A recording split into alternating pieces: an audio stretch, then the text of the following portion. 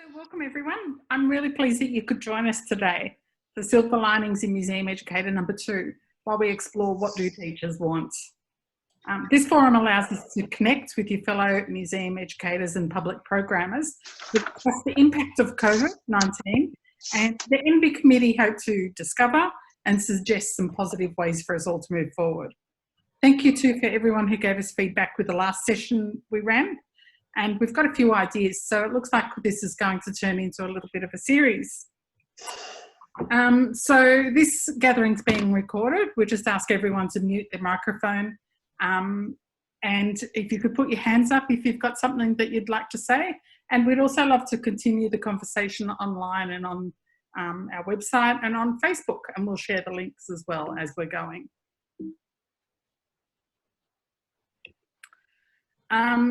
So to get started, I'd like to begin by acknowledging the traditional custodians of the lands on which we meet today. For me, this is the Wurundjeri Woiwurrung people of the Kulin Nation. I pay my respects to their spirits, ancestors, elders and community members past and present, and I extend that respect to all Aboriginal and Torres Strait Islander people who may be joining us today. I invite you to acknowledge the traditional owners of the land you are on by posting their name in the shared chat window. So again, thank you for joining us today. Today we have Sue Burgess, who's the director at the Shrine of Remembrance, and Andrew Hiskins, who is a long-time art educator, or a long-time museum educator, having worked at the State Library Victoria, and now out as a consultant. Today we have two special guests, so we're really thrilled to have Anne Smith from Independent Schools Victoria and Sylvia Ercole, who was one of our alumni and is now a teacher working back in the classroom. Our moderator and managing the Zoom, the whole circus today, is Mei Lu from Museums Victoria. So I would like to welcome everyone that's come to participate in the conversation and everyone that's come to say hello. So thank you. And I'll hand it over. Okay, thank you, Christine. Is everyone that working? Are you seeing me? Yes. Hello? Yeah. Yes. Christine, you haven't got the slides up at the moment. If you want to do that, anyway. Thanks. So I thought they were up. Yeah. Well, I didn't get it. Anyway, it doesn't matter. So yes, welcome everyone.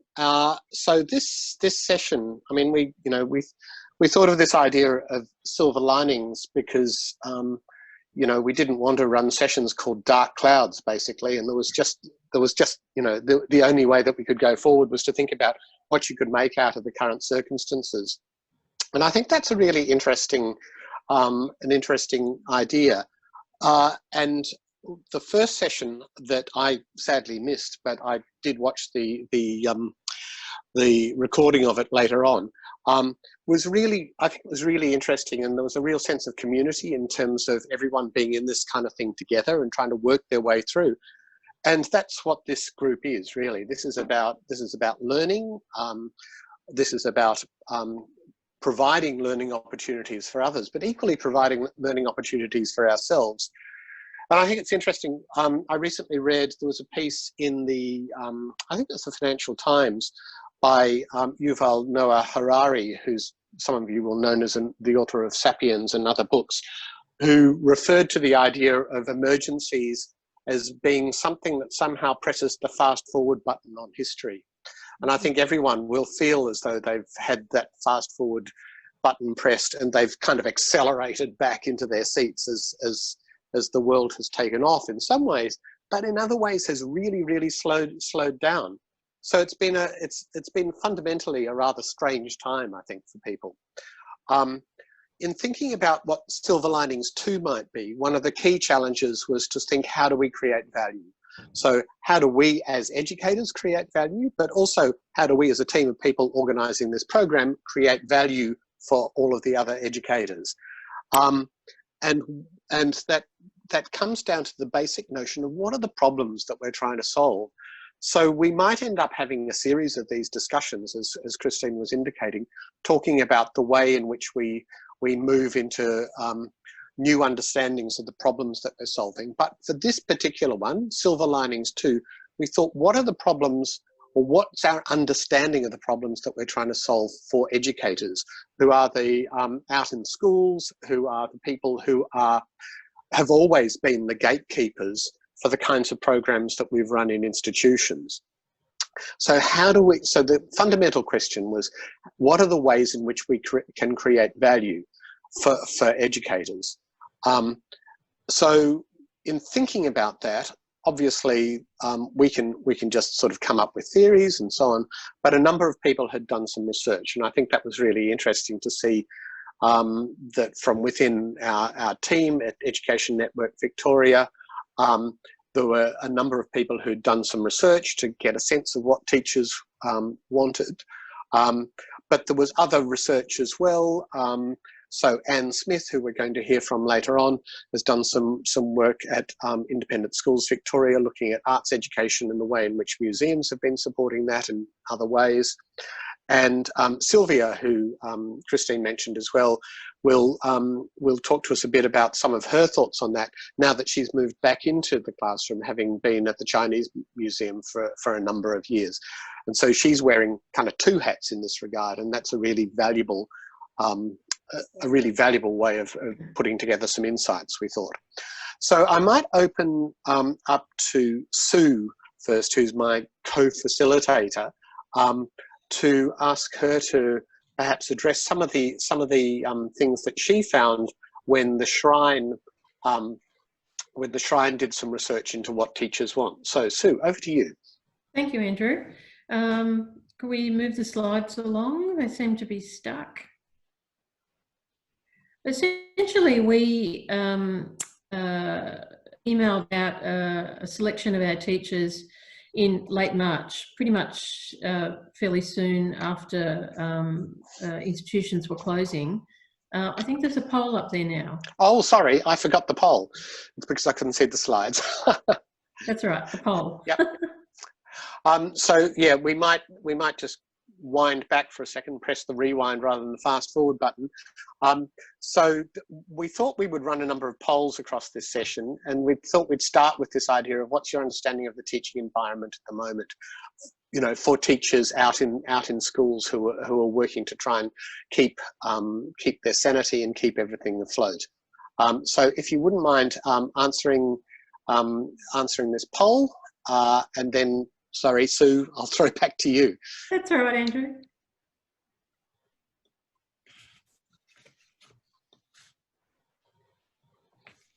While you're answering the poll, everyone, I thought it would be a good idea to take a group photo. So please stick around if you can at the end, and I'll just take a screenshot. I just took one, but you're all kind of looking in different directions and, you know, making really thoughtful faces and things like that. So I'll give you some warning next time.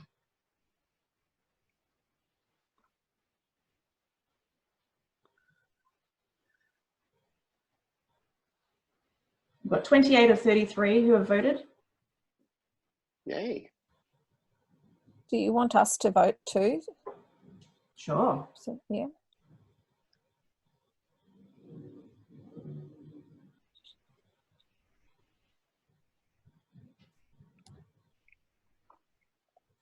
All right, well, I might end the poll there. Cool. Thank you, May. Do you want me to tell you the results? I don't know what's going to happen. Yes. Okay, so 41% of you said teachers are just trying to survive. I don't know how to help them. 53% of you said it's all very confusing. That's why I'm at this meeting. So actually more of you said that. And 3 of you know what you're doing. You know what they want and you're giving it to them. So well done. Maybe you can share some of the tips with us. Great. Thank you, May. Sue, back to you. Okay.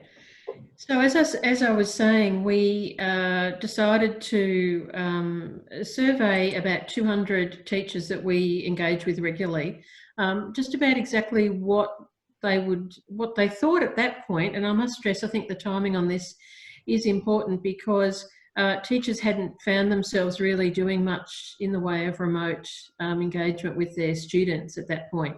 So at this point in late March, the sorts of feedback we were getting was that they were looking for any sort of resource material like podcasts, videos, worksheets, quizzes, anything at all.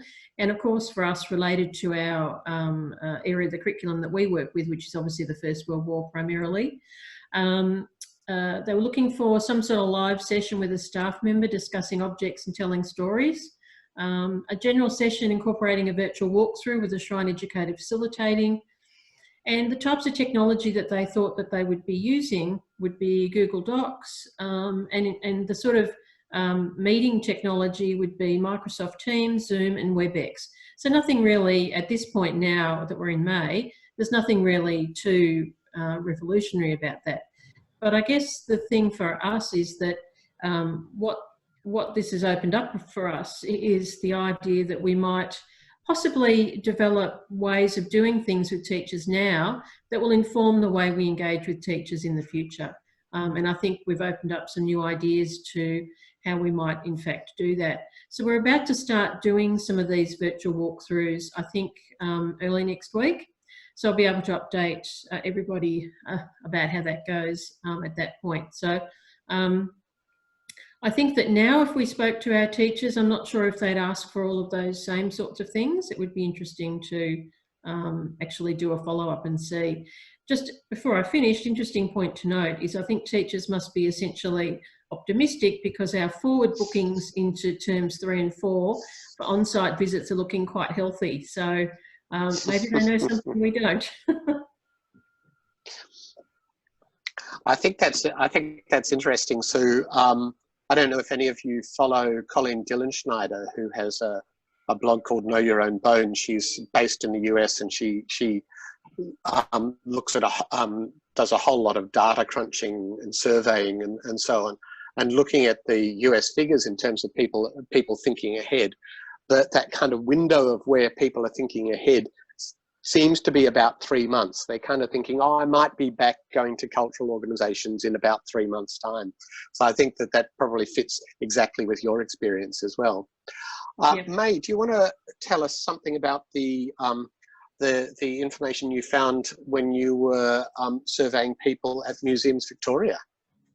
Sure, I'd be happy to. But one of you will also have to keep an eye out if anyone is in the waiting room wanting to join this meeting. Okay. Right. Okay. So we sent a survey in early April via the MV Teachers EDM, and we got about 170 responses from teachers from early childhood through to tertiary. But we had a large proportion of secondary teachers, and that was mainly due to the Top Designs, VCE Top Designs exhibition being about to be launched, but then having to have that launch cancelled due to current situation. So we asked them a number of questions about what digital learning platform they were using. Largely, they were using Google Classroom, Teams, Zoom, WebEx, or Seesaw, probably for the primary teachers. We wanted to know that during this time, would museum resources be useful or add to their burden?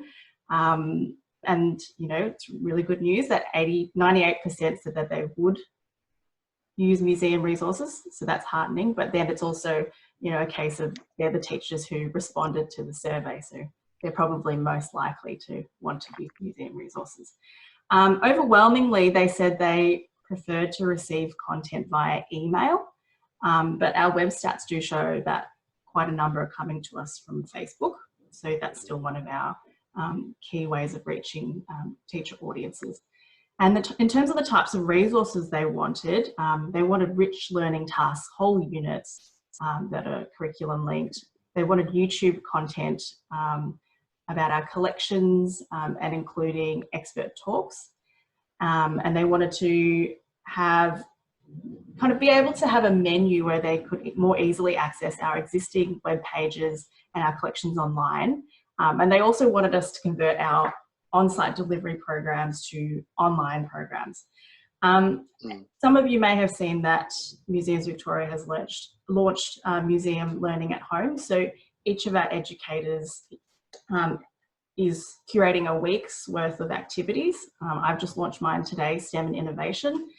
And the final 3 weeks of term will be MOSH, Museum of Staying Home, and where we're going to ask students to kind of create their own exhibits about what life is like being in isolation or quarantine, etc. They said the top desired content areas were design, history, and science. And you know, design is high up there because of the large contingent of top designs teachers.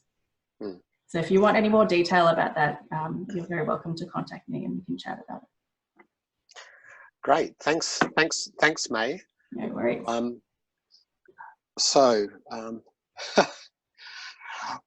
Well, we need to go back and enjoy this little piece. I mean, Christine has added a few little amusing slides along what's going in here. And I love this. I have no idea what I'm doing, but I know that I'm doing it really well. It actually goes to, this is the Dunning-Kruger effect, isn't it? If anyone's familiar with that idea, that sometimes you know, if you lack knowledge, then you lack the knowledge to know that you don't know something. Okay, so the next person, Anne Smith. Anne, Christine introduced before, is from Independent Schools Victoria. Anne, would you mind telling us something about the work that you've been doing about navigating the challenges of virtual learning programs? Certainly, Andrew, and good afternoon, everybody. I'm joining the conversation here, and I feel like, you know, I'm not quite sure what I have to offer yet, but I certainly can let you know that, like everybody else, I'm out there busy trying to find as much content for the teachers I work with on a daily basis as possible. And I've surveyed, you know, numerous sites and locations near and far in the search of what might be, you know, just great opportunities for teachers at the moment. So I'm going to just quickly go through a little bit of what, just a quick introduction to Independent Schools Victoria, our arts program, because I am very much in the arts there, and the valuable connection we've had in the past with museums, which has brought so much richness to our programming. So our arts program began quite a few years ago now, and initially it was about exhibiting student art. And through those exhibitions, we were able to build connections, we were able to support critical thinking skills, we were able to create opportunities for peer learning and generate wider connections through quite a big network. And we found that we did some research into the outcomes, and we found they're pretty rich. So in replicating for us a gallery or a museum space with our student artwork as the focus of that, was quite a rewarding experience for us, and certainly for our students. They always became quite excited when they're in the exhibitions. So yeah, that was one quick toe in the water. Well, not such a toe in the water. It's still a program that's ongoing, but it was our first steps towards how do we really activate the benefits of museum learning for our schools. The next thing we did was our Arts Learning Festival, and if I could just, I was going to talk a bit about roadmap for practice, but that's probably something for another day. Yeah, so the Arts Learning Festival, when we started doing this project, we've done 2 festivals now. They're a biennial event. They're cross-sectoral, so every school in Victoria is invited. And through the festival space, which is, of course, very interactive and dynamic, being a multiple-day event hosted throughout cultural organisations in Melbourne, we've managed to forge some really great partnerships to further activate those museum and gallery connections. So for us, you know, it's just a big thank you for everybody who's been involved to date. And, you know, at the museum for us, because our independent network of schools is incredibly diverse. It's non-government, as many people would know. And within our sector, we have all kinds of faith-based, cultural and different pedagogy and philosophical orientations in that group. So in about 220 odd schools across Melbourne that make up the ISV network directly, we have a huge diversity. And we love museums because museums in and of themselves are places of potential and diversity where students can activate, you know, whatever area they're interested in pursuing, all those inquiry-based learning projects. They can connect culturally.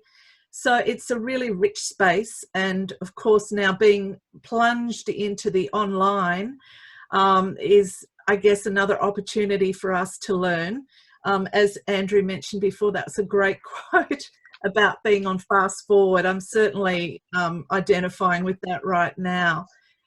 So yeah, to the current challenges, and for me, I don't have a magic wand and I don't have really terribly many answers, but I have done a lot of work in looking and researching.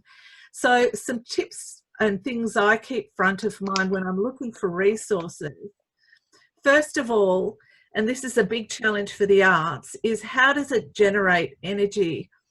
So kids are at home, you know, they're kind of looking at a screen, which, you know, is something they're very comfortable with. However, they're probably not terribly used to seeing their teacher at the end of that connection. So structuring and maintaining something that can somehow go towards replicating some energy of classroom learning is what I'm kind of thinking of first up when I look at material from a museum or gallery, or anybody for that matter. So also the need at the moment for students is, now I know there's a lot of different modes of delivery, the way teachers are jumping on and engaging with this and delivering their programs. Some will come on, give a bit of an introduction and then kind of let the students go their own way and do a bit of independent work. So it's like when the teacher turns off the camera, how does the student maintain the energy as well? So, and of course with the arts, you know, there's always the issue of practical activity, and this has been one that it's been really quite difficult to address in some ways, but there are some great resources out there certainly for art teachers who want to offer practical learning activities while students are at home. The next thing I always think about is alignment with learning goals and outcomes. So, you know, again, thinking about Australian curriculum framework documents, these are enormously helpful in understanding exactly where your programs might be located when you're looking at sharing something. And even if you don't feel like, you know, quoting them chapter and verse when you're sharing something on your website or wherever you're putting it up, it's just good to understand how it might fit in. And I think for us, in a way, you know, as Independent Schools Victoria, we you know, we went through the period where we would quote all the content descriptors and so forth. But in the end, I thought, look, you know what, the teachers are the experts. I'll let them do that because they know exactly where things are going to fit in. So just having the content to share, having something that's linked to your collections, which is so exciting and offers so many broad opportunities, is probably all you need to be doing. And then also just thinking about what's happening right now, how kids are, of course, isolated to a large degree, that I do practical activities as opposed to trying to balance, you know, what might be theoretical based work. And yeah, the social and emotional fallout from what we're going through at the moment is going to be quite profound. So we're also kind of projecting ahead into our planning with this aspect as well in mind at ISV, and thinking about those social and emotional learning opportunities and well-being issues that we need to cover off on. So, you know, that's just a quick few points from me. I'm sure, I don't know, yeah, I've got, oh yeah, so to the next slide, I've just got where we're currently putting a lot of content. So I've got my email if anybody needs it, and the Arts Learning Festival, which has all our programming for the last couple of festivals on it. But where we're putting things at the moment, we were lucky enough at ISV to have a digital learning platform launched at the end of last year, where we're all very busy tipping all this high quality content into it and feeling quite great about everything. And then, of course, the pandemic comes along, and what was an online resource before, all of a sudden, you know, you just need to look at it in a new way and think about what a teacher might need to do up front to adapt it. And I think that's probably the last piece of advice or you know, note to self I would make when I look at things and I go, oh wow, I love that virtual learning tour. But you know, everything's great, but what do teachers need to add to it? And you can't preempt what they're going to grab. It's in a way, it's sort of like, you know, providing them with a supermarket of choices if you can. And that's, of course, a vast kind of thing. But, you know, even if you can't, just a few choices, they will grab what they need, but just be mindful. If you can value add to something, they're going to appreciate that even more. So, you know, it's all about kind of adding extra things if you've got the time, if you've got the team, if you've got the bandwidth to do it, and then just popping it up and sharing it. Don't worry if it's not perfect. Just, you know, if you feel that it's great stuff, just put it up there, and I'm sure you're going to make one educator at least, you know, a whole group of them probably just ecstatic that you were there for them. So yeah, just yeah, that's it from me at the moment. But I mean, any questions obviously or further discussion, I'm happy to be available for. Thanks very much, Anne. That's great. Well, we have set aside a little bit of time for conversation at the end, and we're doing okay for time. So we'll move on. And next slide, another. Can I have the next slide? Yep. There we go. Thank you, Christine. Yes. In some ways, perhaps one of our future ones should be thinking about what is the need of parents in this going forward. And I came across something the other day, and I can't remember where it was, talking about the way in which, I mean, because parents are now so much more engaged in education, that that could well change the way in which education is shaped in the future, because it extends the notion of the demand side in terms of what's required and what people want. But definitely, I think parents don't want to be their child's only teacher. I think is so anxious for that vaccine, so that kids can get back into school. So if we move on, I think Sylvia is next, and Sylvia is going to talk to us about the perspectives that she's got in terms of having worked, as I said before, at the Chinese Museum, but now working back in the classroom, and how that feels. So Sylvia, over to you. Thanks, Andrew. Yeah, I hope I've got something useful to say. I might just introduce myself a little bit. I know a lot of the people in this virtual space, but not everybody. So as has been mentioned, I was working at the Chinese Museum for quite a few years. But as some of you know, especially Christine, with whom I've talked over the years, I always had an itch to go back to the classroom. And over the last year or so, I finally did it for a number of personal reasons. And it's turned out to be a good move for me, although I hesitated about it for a long time. Partly, obviously, I'm really happy to have a job at this moment. It turned out I was doing emergency teaching, and I just sort of fell in with a school, as so often happens. You just sort of fit. Somebody needed another term off, and it just sort of landed in my lap. So I was really lucky like that. But I have such a sense of it being, quite apart from being lucky to have a job, I'm so glad that I'm seeing it from the inside, because it's such a unique moment in teaching that I would have been really frustrated not to be able to really see what was happening from the teaching point of view. So that's been, I've been really lucky, and I'm very appreciative of that. What I'm teaching is not my methods, actually. It turns out that I'm teaching a mixture of Italian maths, which is, not my thing at all, although I quite like maths. A lot of VCAL and a lot of RE. I'm teaching in a non-government religious school, as it turns out. But I've got friends all over the place in teaching. All my siblings are teachers, so I actually have quite a good sense for what's happening across the industry.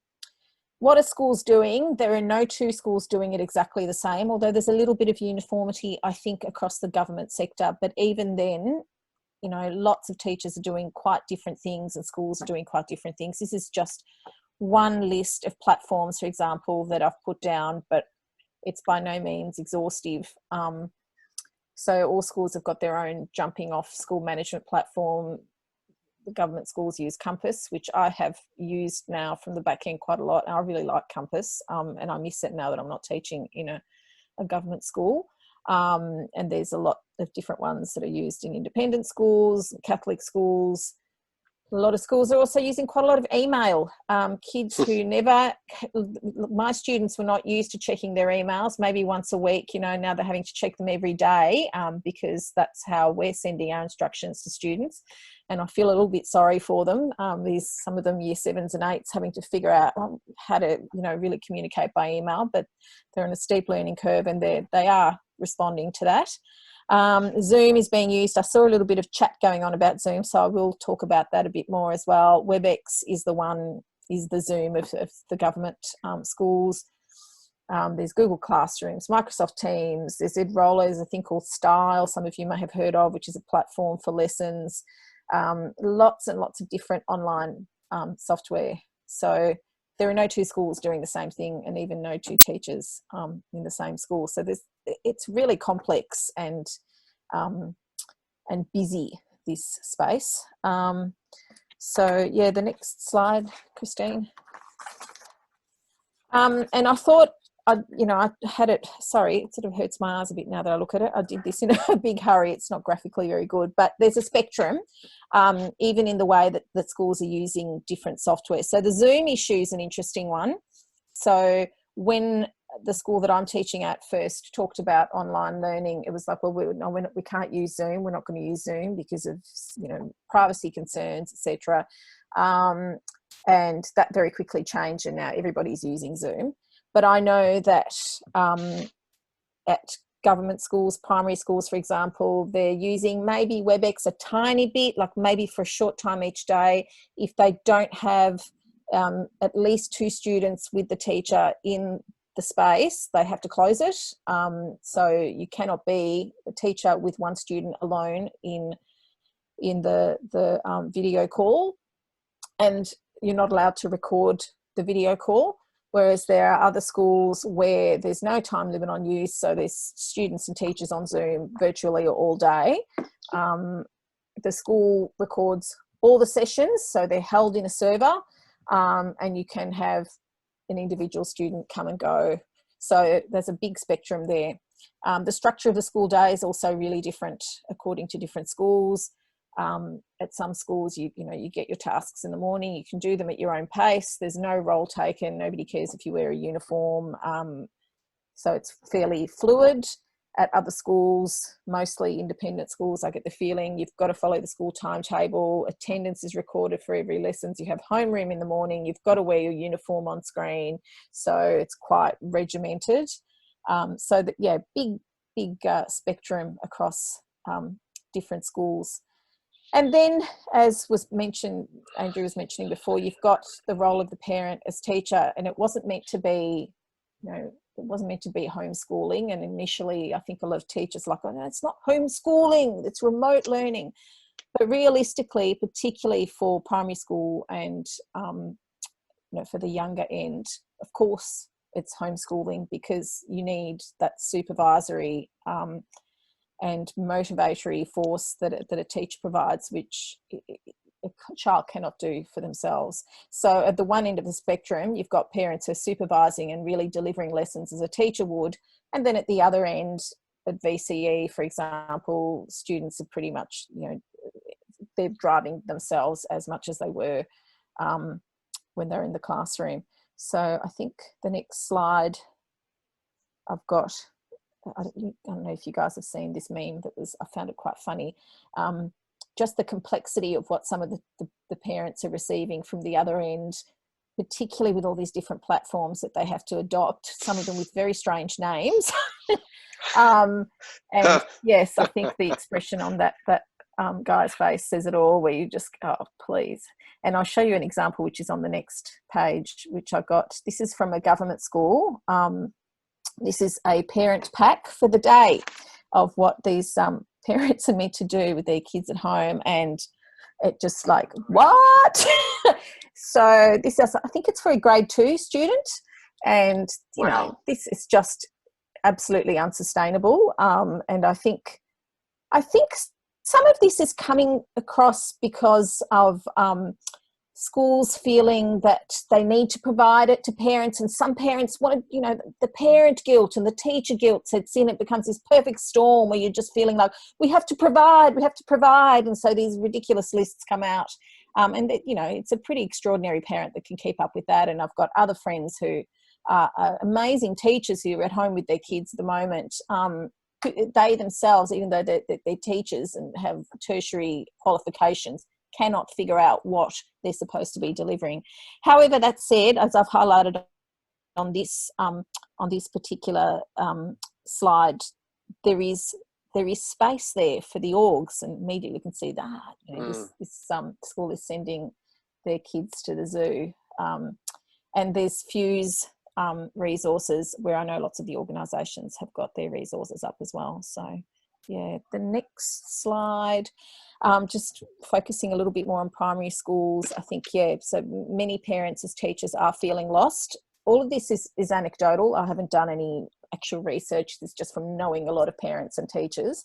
So I think orgs could definitely step in with easy activities, online games, remembering also that there's an enormous frustration from people who are working and having to also homeschool primary schoolers. Often primary school kids don't have a computer of their own. Many don't actually have an individual iPad either. There are lots of schools that have iPad programs, but not all of them do. And I've just sort of lately been thinking, I wonder why there isn't more tapped into smart TV apps. I reckon that there might be a little bit of a space there. I don't know if that's something that orgs could tap into. Might be a bit of a step too far, but, you know, just trying to think creatively a little bit.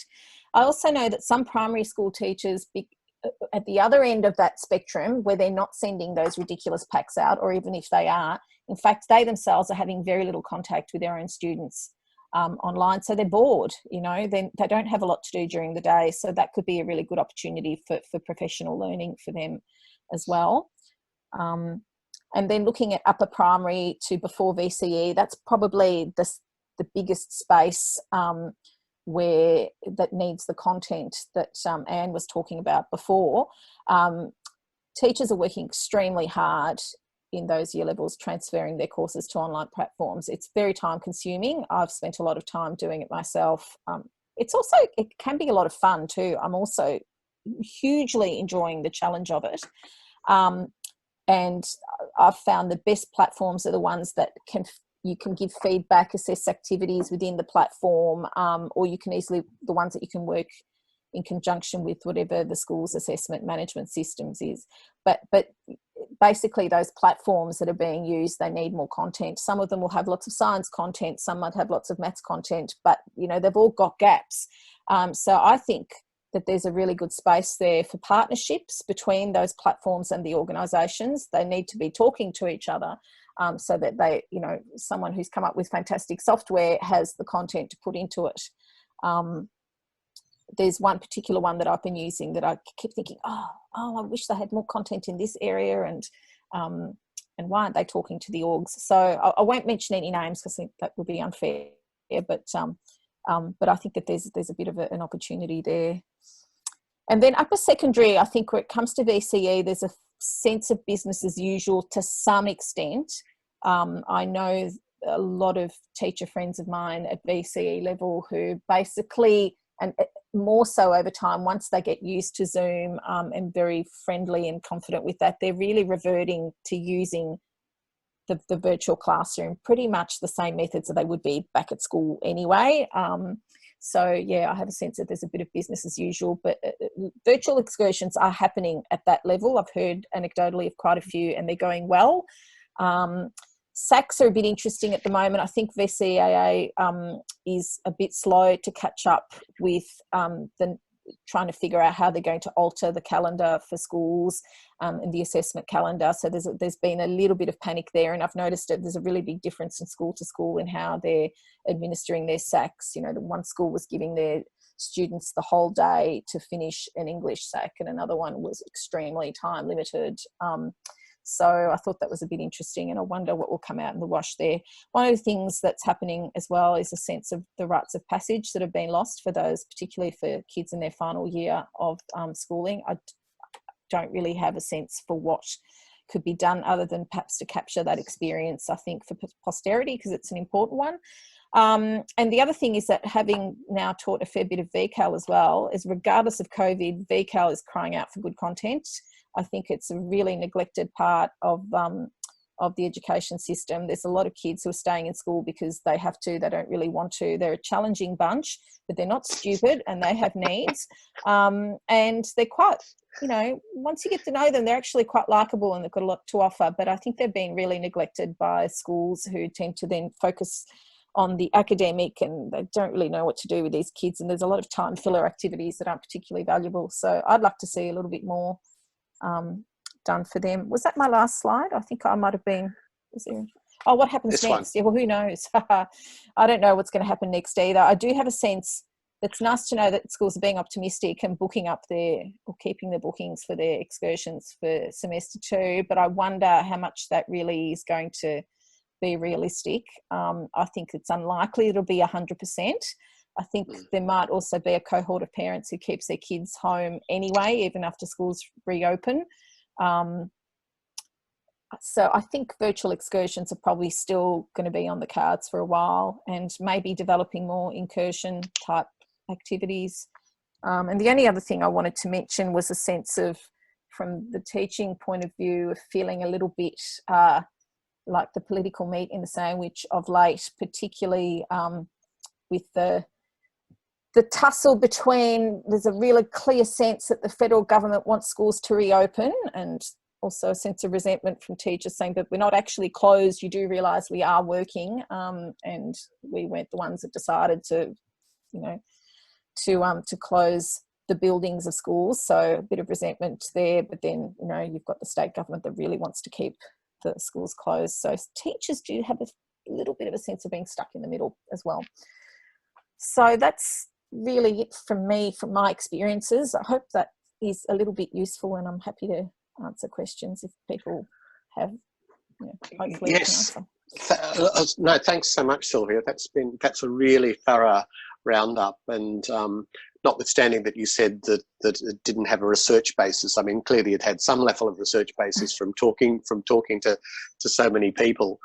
And I was also just following some of the chat, and poor old Emma in Newcastle, struggling with all of those acronyms that we have in Victoria, and which kind of, you know, but I think we would struggle the same way if you apply the New South Wales ones. So the latest meme, homeschooling update. My child just said, "I hope I don't have the same teacher next year." And oh yes, you know, absolutely. I mean, how could that not be true? So yep. Andrew, could I just ask Sylvia a quick question? Sorry to interrupt. Sure. Yep. Sylvia, my sister-in-law is also a teacher, and she's talked very much about the additional exhaustion she's finding after each day of coordinating face-to-face teaching, and, you know, all of these different ways of doing things. Is that also a place where the orgs can perhaps step in and provide some sort of respite, I guess, for some of their programs for teachers, do you think? Maybe. I don't know how that would work. For me personally, the exhaustion has also, I mean, partly for me because I'm quite new back to teaching, so I've done my own little bit of catching up. But I get a sense that all teachers feel a bit like it's first year again. You know, we're all up till midnight planning lessons for the next day. And so, yeah, there is a big exhaustion factor. Although just the last week or so, I feel like there's a sense of, okay, we're getting used to it a bit more now, learning where you can cut the corners. So there's an organic moving along as well, and a bit of survival instinct kicking in as well. Yeah. Thinking, well, perhaps I don't have to quite provide such a high level of lesson every day because it's not sustainable. I think there's going to be a very big adjustment for students and teachers when school does resume in its sort of, in quotes, normal way. So I think there'll be another session in that for us too, I think. Yeah. Yeah, whatever that new normal is going to be, because there's a whole, you know, it's such, as Andrew was saying before, there's that sense of fast forward, but the rate of change, you know, you've got to get used to a new normal, and then there'll be another new normal, which won't be the same as the normal before. So, No, thank you. Yeah, no, thank you so much, Sylvia. And yes, we miss you from our sector. You're not. Oh, thanks, Andrew. Thank you for coming back and visiting. So you'll just have seen that there was another poll that came up before. So I wonder if we could just spend a moment with people looking at that, which is just looking at the kinds of resources that people think will work best for teachers and students during the pandemic. And May, if you could keep an eye on that and tell us how the numbers are going. You can be the Anthony Green. Yeah, I'm still running it at the moment, and I'll share the results. But at the moment, looks like curated resources that are curriculum linked is out in front. I feel like a race commentator. But you know, we've got most of you. 29 of 33 have voted. 90% have voted. If you're in the NV committee, you're also welcome to vote. I might even take a screenshot and share these. Cool. On the Facebook page afterwards. If you're not on the Amaga NV Facebook page, please join. Christine shares all sorts of interesting articles there, and every now and then I will share a meme or so as well. Cool. Okay, so I'm going to end polling now, and I'll send those results out. Great, thanks, May. Can I just ask a question of Sylvia and of Anne? You've said that teachers are looking for professional learning opportunities. When would be the prime time to offer those? During the day or after school or at night time? Or when do you think teachers would be available for those sorts of things, and how long should they be? I would think I've done a few that are just after school. I think night time is you're just too tired by then. I don't think I'd link in. And just short things, an hour, you know, that's it. We'd be the same, I think, Christine. Typically that after school zone of about 4 p.m. Now we're working digitally. You don't have to consider travel time. So I think, an hour is what we would do as well. Just short up. And I think they're ready to kind of connect and start sharing some of their experiences. No doubt they've had their own little networks going. Hopefully they have things that they've needed to sustain them, you know, through this. But I think they're kind of approaching the time where it might be good to kind of gather everybody and let them have a bit of a debrief, I think. So is that 4 p.m. for professional learning sessions? But what about, you know, receiving information about some resources? Is the morning an okay time, or are they just too busy getting the class ready? I mean, do you wake up and check your social media feed like the rest of us? I think it's an get out of your class thing for us, because, you know, you really can't pick when they're going to be sort of actively looking for stuff. I get a lot of responses from people over weekends normally. Early morning first up is also a good time. So I think everyone's got their own sort of routines there, so different rhythms. It's a bit of a hard one to pick. I would tend to probably save up, like earmark, and then do it later, sometimes on the weekend. Yeah. Okay, thanks. Well, I mean, we've kind of started a broader conversation there. So I wonder, we've got it's at 4:22, so we've got about 8 minutes before we have to wrap up. So and we do have one more poll at the end and a couple of things. So I wonder if we've got probably about therefore maybe 5 minutes or so to have a conversation. So, May, were there any questions that came through that kind of stood out, or should we? Does anyone want to maybe stump in with a question? I feel like we've just kind of been chatting and commenting all along about what's being talked about. But I don't know. I think if you have a question, now's the time to enter it into the chat box. I did ask a question about. I've seen some overseas museums talk or address directly about COVID-19.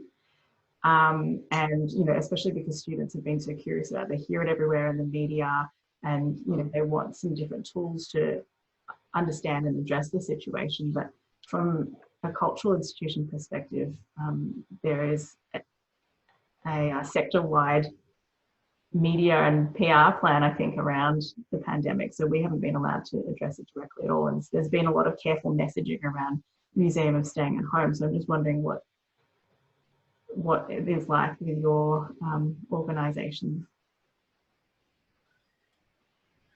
Yeah, I've had some conversations with some international museums over the past few weeks. You know, firstly, just to see how they're getting on.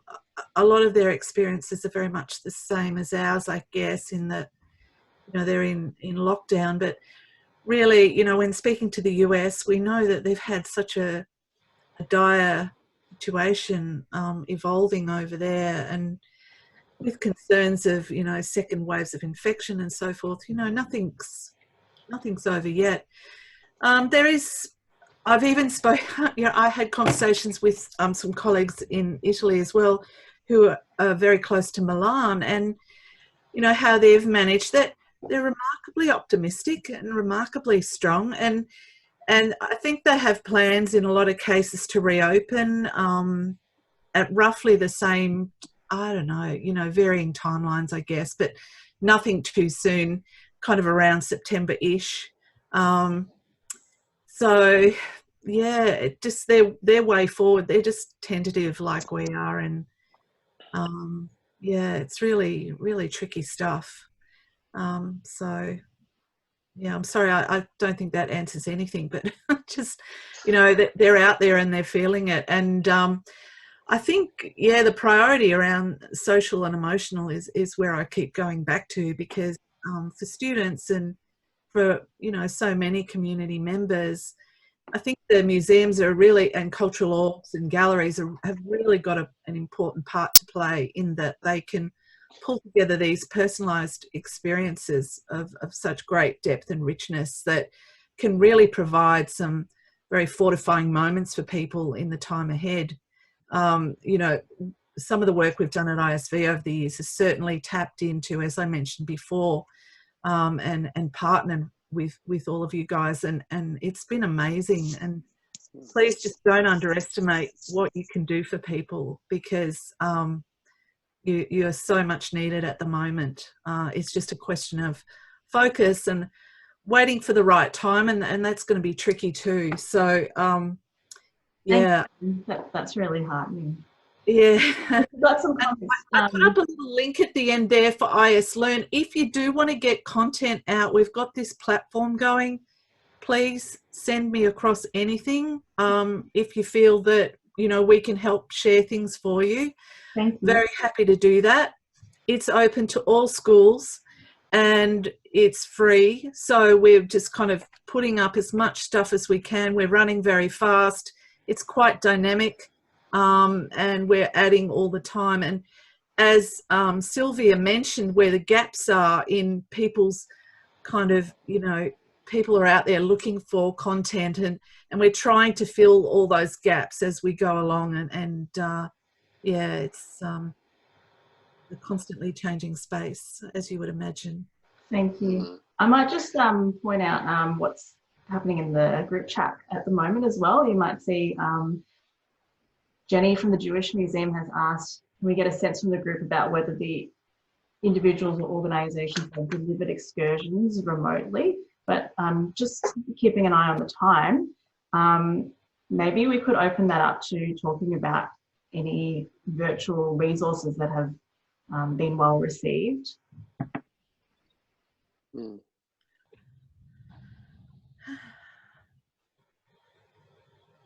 And some people are saying, you can unmute yourself if you want to say something. I've been making little videos of related to the collection at the Mornington Peninsula Regional Gallery, and little how-to things. And I've got a lot of fabulous feedback from primary teachers in particular, who are just really grateful for that, and their kids are making things, and they're finding that really useful. So so that's been going well. That's great. Cool. Okay. So we've got one more poll here that May's just put up. So I wonder if you could take a look at this, because this was we wanted to know. We might come back to those other slides, Christine. So we might go to the poll slide and then go back to those other slides. So this is really about just how useful this session has been, because we've helped at all, because it's quite possible that you're even more confused than you were before, which is the final choice. No, I'm actually more overwhelmed now. But if you wouldn't mind voting on that, and we'll see how people are feeling and what they're thinking, that would be terrific. Yeah, we'll see how it goes. And then there are a couple of other slides that we might go back to. This one, and there's a link down here, was some work that was done by Wilkening Consulting in the US for the American Museums Association. So it's just a quick little nicely designed sheet that sort of gives a sense of what's happening, or what their view is of what's happening during the pandemic for families and with children and so on. So it's worth taking a look at that.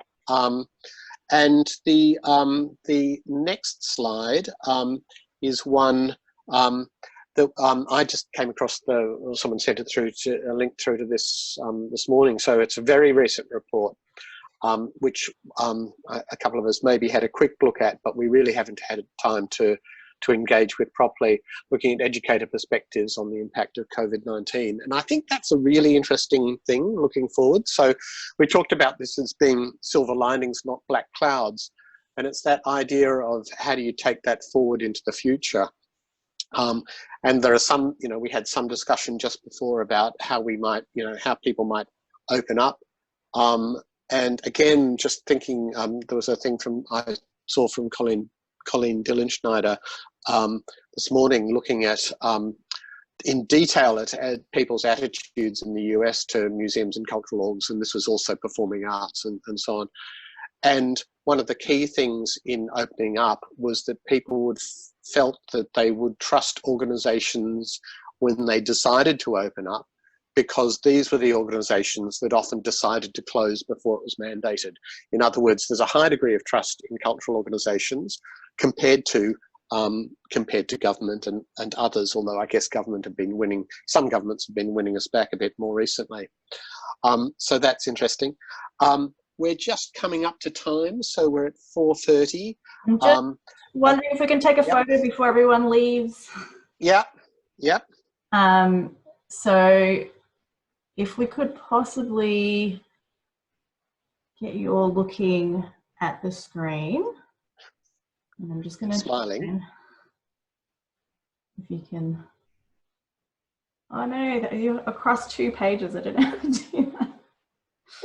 Take 2. I'll have to take 2 photos. Yeah.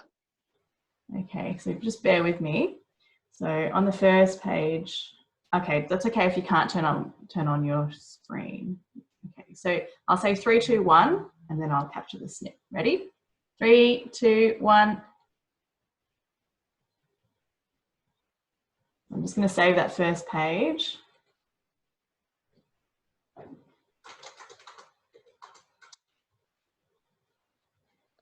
Okay, and then next page, if you are on page 2, that's you, Ian and Liz. Okay, 3, 2, 1, smile. Alrighty, I've got that. Of course, no one knows if they're on page 1 or page 2. No, we don't. No, because it'll be different each time. Yeah, that's right. Go up in Yeah. different. But it is positions. lovely to see everyone's faces. It's really, really nice. So thank you. Indeed. And look, I mean, thanks to everyone for joining us, and thanks to the team and for pulling this together. And thank you to Anne and to Sylvia for their presentations. I think there were some wonderful things. And it was so wonderful to hear you say museums are places of diversity. We like to hear things that reflect that kind of thing. Sylvia, thank you for an amazing presentation, a really, that was incredibly insightful and helpful.